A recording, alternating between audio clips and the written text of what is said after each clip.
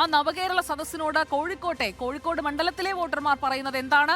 നവകേരള സദസ് വേണ്ടിയിരുന്നോ? 6 MLA-മാർ അവിടെ സംഘാടനം നിർവഹിച്ചു. കൊടുവള്ളിയിൽ മാത്രമാണ് ഇടതുപക്ഷത്തിന്റെ MLA ഉണ്ടായിരുന്നില്ല. കടന്നുപോയ എല്ലാ മണ്ഡലങ്ങളെയും പോലെ തന്നെ നവകേരള സദസ് ആവശ്യമായിരുന്നില്ല എന്ന് അഭിപ്രായപ്പെടുന്നവരാണ് കൂടുതൽ. ഇവിടെ 64.9%. 65% ആളുകൾക്ക് നവകേരള സദസ് ആവശ്യമുണ്ടായിരുന്നില്ല എന്ന് തോന്നുന്നുവെങ്കിൽ അതും ഒരു പ്രധാനപ്പെട്ട വികാരമാണ്. ഞാൻ പറഞ്ഞല്ലോ, ഈ 10 മണ്ഡലങ്ങൾ ഇതുവരെയുള്ള 10 മണ്ഡലങ്ങളാണ് നമ്മൾ കവർ ചെയ്തിരിക്കുന്നത്.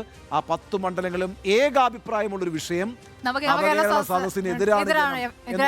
അപ്പൊ നവകേരള സദസ്സ് എന്ന് പറയുന്ന കൊട്ടിഘോഷിക്കപ്പെട്ട ജനങ്ങളിലേക്ക് എത്തിച്ചേരാൻ വേണ്ടി കേരള സർക്കാർ നടത്തിയ ആ പ്രയത്നം 10 മണ്ഡലങ്ങൾ കവർ ചെയ്യുമ്പോൾ എതിർവികാരമാണ് സൃഷ്ടിച്ചിരിക്കുന്നത്. അതായത് 20 മണ്ഡലങ്ങളാണ് കേരളത്തിലുള്ളത്. പകുതി വഴി പിന്നിടുമ്പോൾ സദസ്സ് വേണ്ടിയിരുന്നില്ല എന്ന് ജനം സർക്കാരിനോട് പറയുന്നു എന്നാണ് അതിന്റെ അർത്ഥം. നമുക്ക് 10ാമത്തെ ചോദ്യത്തിലേക്ക് കൂടി വളരെ വേഗം പോകാം. നവകേരള സദസ്സിൽ ചർച്ചയായ വിഷയം ഏതാണ്? സാമ്പത്തിക പ്രതിസന്ധി. കേന്ദ്രം വരിഞ്ഞു മുറുക്കുന്നുവെന്ന് ഓരോ മണ്ഡലത്തിലും ജനസദസ്സ് നടത്തി ജനങ്ങളോട് മന്ത്രിമാരും മുഖ്യമന്ത്രിയും പറഞ്ഞത് ജനം മുഖവിലേക്കെടുത്തോ എന്ന് വ്യക്തമാക്കുന്ന ചോദ്യത്തിലേക്ക് നമ്മൾ കടക്കുന്നു.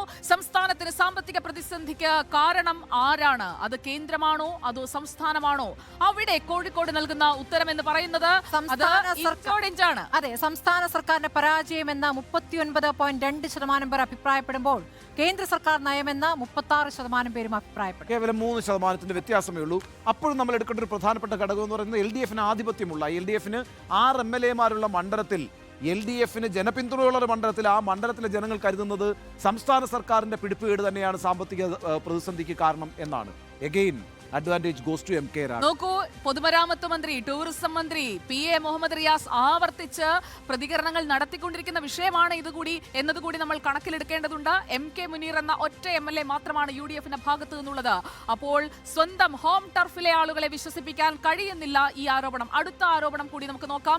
ഈ നവകേരള സദസ്സിൽ ഇപ്പോഴും ചർച്ചയായിക്കൊണ്ടിരിക്കുന്ന വിഷയമാണത്. ED, CBI പോലെയുള്ള കേന്ദ്രാന്വേഷണ ഏജൻസികളെ ഉപയോഗിച്ച് കേന്ദ്ര സർക്കാർ രാഷ്ട്രീയ വൈരാഗ്യം തീർക്കുന്നുവെന്ന് കോഴിക്കോട്ടെ വോട്ടർമാർ കരുതുന്നുണ്ടോ? ആ ചോദ്യത്തിന്റെ ഉത്തരം വളരെ പ്രസക്തമാണ്. സാമ്പത്തിക പ്രതിസന്ധിക്ക് സമാസമമെങ്കിൽ ഇതിന് കൃത്യമായ ഉത്തരം പറയുന്നു. ഉണ്ട്, രാഷ്ട്രീയ വൈരാഗ്യം തീർക്കുന്നുണ്ട് എന്ന് കരുതുന്നവരാണ് കൂടുതൽ. 41.7% പേർ. ഇല്ല എന്ന് അഭിപ്രായപ്പെടുന്നവർ 28.7%. ഇത് CPM-ന്റെ മാത്രമല്ല, ഇടത് സർക്കാരിന്റെ മാത്രം അഭിപ്രായമല്ല. അതല്ല, ഇത് പൊളിറ്റിക്കൽ ഒപ്പീനിയൻ. അത് കൃത്യമായ രാഷ്ട്രീയ ധാരണയുടെ അടിസ്ഥാനത്തിലാണ് ED-യെയും CBI-യും ഉപയോഗിച്ച്, അല്ലെങ്കിൽ കേന്ദ്ര ഏജൻസികളെ ഉപയോഗിച്ച് രാഷ്ട്രീയ പകപോക്കൽ നടക്കുന്നു എന്ന് 41.7% ആളുകൾ പറയുന്നതിന്റെ കാരണം അതേ സംബന്ധിച്ചുള്ള രാഷ്ട്രീയ വീക്ഷണം തന്നെയാണ്. അത് കോഴിക്കോടിന്റെ സ്വഭാവമാണ്, യാതൊരു തർക്കവും വേണ്ട. കോഴിക്കോട്ടുകാർക്ക് ഈ കാര്യത്തിൽ ഒരു കൃത്യമായ കാണിക്കുന്ന ഉത്തരമാണിത്. അതെ, നിശ്ചയമായും. ആയുധമാക്കുന്നു കേന്ദ്ര ഏജൻസികളെ എന്ന് പറയുന്നത് 41%-ലധികം പേരാണ്. അതും ഇടത് സർക്കാരാണ് കൂടുതലായി ഈ ആരോപണം മുന്നോട്ട് വെച്ചത്. അത് അവിടെയുള്ളവർ സ്വീകരിച്ചിട്ടുണ്ട്. അതിന്റെ അർത്ഥം MK രാഘവന് മാത്രമൊരു ക്ലിയർ സപ്പോർട്ട് എന്നാണോ? അങ്ങനെയില്ല, പക്ഷേ ആ രാഷ്ട്രീയ ബോധ്യം ആ ജനങ്ങൾക്കുണ്ട്. അപ്പൊ അത് എങ്ങനെ വേണമെങ്കിലും മാറാം. ദേശീയ തലത്തിൽ കോൺഗ്രസ് പ്രധാനമായും ഉന്നയിക്കുന്ന വിഷയം തന്നെയാണ്. അപ്പൊ അടുത്ത ചോദ്യം വളരെ പ്രധാനമാണ് കേട്ടോ. ദേശീയ തലത്തിൽ രാഹുൽ ഗാന്ധി ഇഷ്ടപ്പെടുന്ന ആളുകളുള്ള കോഴിക്കോടിനോട് നമ്മൾ ചോദിക്കുന്നു. പ്രതിപക്ഷ പാർട്ടികൾ ഇന്ത്യ മുന്നണി എന്ന രാഷ്ട്രീയ സഖ്യം രൂപീകരിച്ചത് അത് ഈ തെരഞ്ഞെടുപ്പിൽ സാധ്യത എത്രത്തോളമുണ്ട്? എന്താണ് കോഴിക്കോട്ടുകാർ ഇന്ത്യ മുന്നണിയെ കുറിച്ച് പറയുന്നത്? ഇന്ത്യ മുന്നണി ഇന്ത്യ പിടിക്കുമോ എന്ന ചോദ്യത്തിന് കോഴിക്കോട് നൽകുന്ന ഉത്തരം നമുക്ക് നോക്കാം. എന്താണ് സാധ്യതകൾ? കോഴിക്കോട്ടുകാർ പറയുന്നു വലിയ നേട്ടമുണ്ടാക്കുമെന്ന 7.4% പേരും, മെച്ചപ്പെട്ട പ്രകടനമെന്ന 35.2%, ടോട്ടൽ 42.6% പേർ ഇന്ത്യ മുന്നണിയിൽ പ്രതീക്ഷയുള്ളവരാണ്. പക്ഷേ ഒരു മാറ്റവും ഉണ്ടാക്കില്ല എന്ന് പറയുന്നവർ 49.1%. കോഴിക്കോടിന്റെ ഒരു പൊളിറ്റിക്കൽ മൈൻഡ് വെച്ച് പക്ഷേ കുറച്ചുകൂടി നല്ല കറക്റ്റമായ വിലയിരുത്തലാണ് കേട്ടോ, സത്യസന്ധമായ വിലയിരുത്തലാണ്.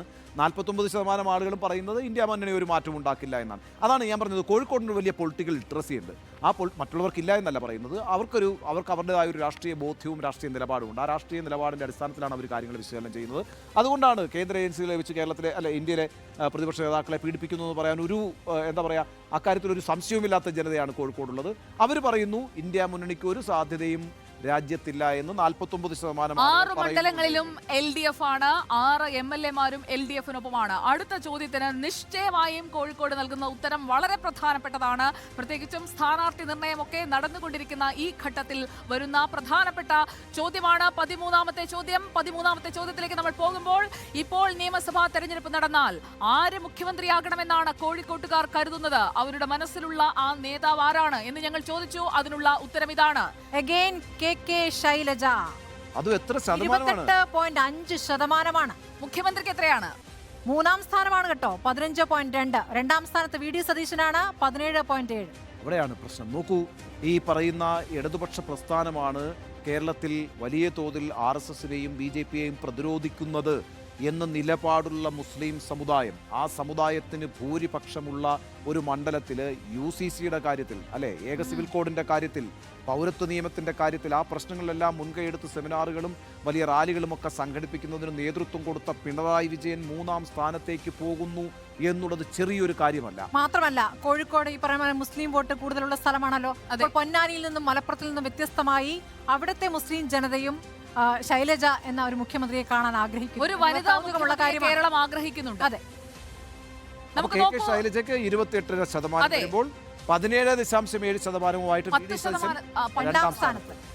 നോക്കൂ, മറ്റുള്ളവരുടെ കൂടി നോക്കാം. ഇതുവരെ പിന്നിലായിരുന്ന കെ സുരേന്ദ്രൻ സ്വന്തം ഹോം ടർഫാണ്. സ്മൃതി മാഡത്തിന്റേത് പോലെ തന്നെ ഹോം ടർഫ് ശതമാനത്തിലേക്ക് എത്തുന്നുണ്ട്. ഇതുവരെയുള്ളത് 2% എത്തുമ്പോഴും സുരേഷ് ഗോപി 10%. രണ്ടും കൂടി ചേർക്കുമ്പോൾ നോക്കൂ, രണ്ടും കൂടി ചേർക്കുമ്പോൾ അവിടെ അവരുടെ ബേസ് വോട്ട് അവർക്ക് നിലനിർത്താൻ കഴിയുന്ന ഒരു സാഹചര്യം അവിടെ ഉണ്ട് എന്ന് കരുതാം. ഒപ്പം കെ സുധാകരൻ, രമേശ് ചെന്നിത്തല, KC വേണുഗോപാൽ എന്നിവരുടെയൊക്കെ ശതമാനം നോക്കൂ. ഏറ്റവും പിന്നിൽ പാർട്ടി സെക്രട്ടറിയാണ് MV ഗോവിന്ദൻ 0.5%. അതും കോഴിക്കോട്ട്. അതെ. നമുക്ക് അടുത്ത ചോദ്യത്തിലേക്ക് പോകാമെന്ന് കരുതുന്നു. നമ്മൾ ഏറ്റവും സുപ്രധാനമായ ചോദ്യം, അതെ, ഏറ്റവും പ്രധാനപ്പെട്ട ചോദ്യം ഇതാണ്. MK രാഘവന് ഒരു തുടർച്ചയുണ്ടാകാനുള്ള സാധ്യതകൾ നിലനിൽക്കുമ്പോൾ കോഴിക്കോട്ടുകാർ എങ്ങനെയാണ് അവരുടെ വോട്ട് വിഹിതം ഓരോ മുന്നണിക്കും നൽകാൻ പോകുന്നത് എന്ന ചോദ്യത്തിലേക്ക്, ഏത് മുന്നണിക്ക് അല്ലെങ്കിൽ ഏത് പാർട്ടിക്ക് ജയമുണ്ടാകണം എന്നാണ് കോഴിക്കോട്ടുകാർ ആഗ്രഹിക്കുന്നത്? അത് കഴിഞ്ഞ തവണത്തേതുപോലെയുള്ള അതേ ഉത്തരവാണോ, അതോ അതിൽ മാറ്റം വരാൻ സാധ്യതയുണ്ടോ? നോക്കാം.